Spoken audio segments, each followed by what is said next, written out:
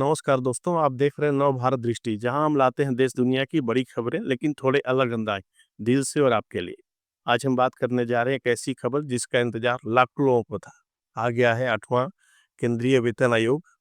जी हां दोस्तों, प्रधानमंत्री नरेंद्र मोदी की अध्यक्षता में हुई केंद्रीय कैबिनेट की बैठक में इसे मंजूरी दे दी गई है। तो आइए जानते हैं कौन है इसके सदस्य, कब से लागू होगा और सबसे बड़ा सवाल, कितनी बढ़ेगी आपकी सैलरी।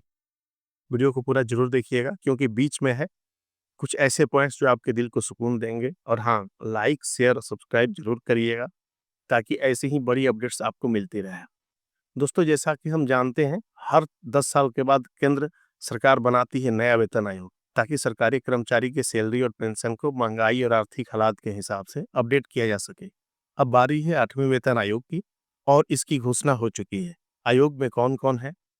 चेयरपर्सन है justice Ranjan Prakash Desai, supreme court का पूर्व जज है। दूसरा है part time member professor Kullu Ghosh, IIM Bangalore के प्रोफेसर हैं। और तीसरे हैं member secretary Pankaj Jain, petroleum सचिव हैं।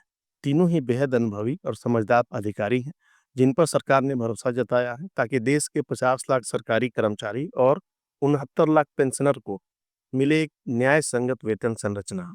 अब सबसे अहम बात, मीडिया ब्रीफिंग में क्या कहा गया।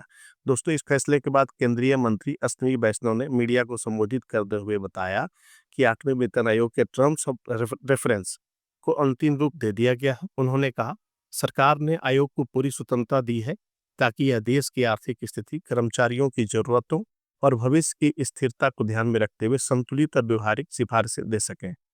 अश्विनी वैष्णव ने यह भी कहा कि सरकार चाहती है कि यह आयोग समय सीमा के अंदर यानी 18 महीनों के भीतर अपनी रिपोर्ट सौंपे और जरूरत पड़ी तो इंतरिम रिपोर्ट भी दी जा सकती है ताकि कर्मचारियों को जल्दी राहत मिल सके।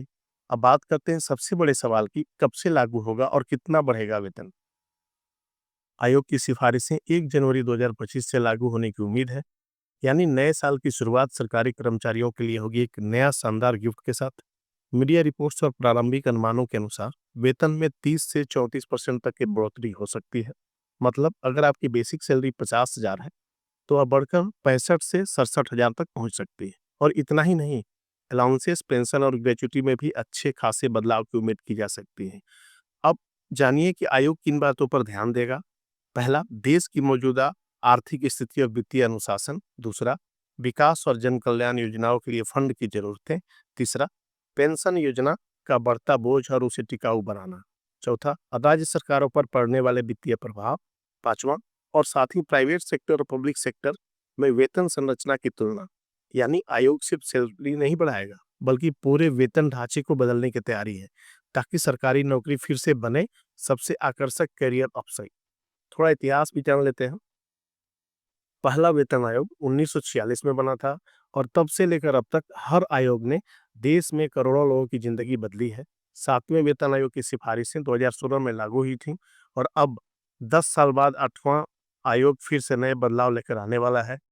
इसका असर सिर्फ केंद्र पर ही नहीं रहेगा, राज्य सरकारें भी आमतौर पर केंद्र की सिफारिशों को अपने कर्मचारियों पर लागू कर देती हैं, थोड़े बहुत संशोधन के साथ। यानी ये आयोग सिर्फ दिल्ली तक ही नहीं बल्कि पूरा देश इसका गूंज महसूस करेगा।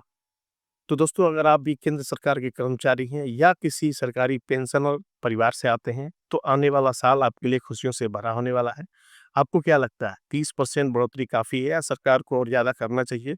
अपने विचार नीचे कमेंट्स में जरूर बताइए। अगर आपको ये वीडियो जानकारी लगी तो लाइक करें, शेयर करें, सब्सक्राइब करें नव भारत दृष्टि को, क्योंकि यहाँ मिलती है देश की हर बड़ी खबर आसान भाषा में सटीक जानकारी के साथ। धन्यवाद।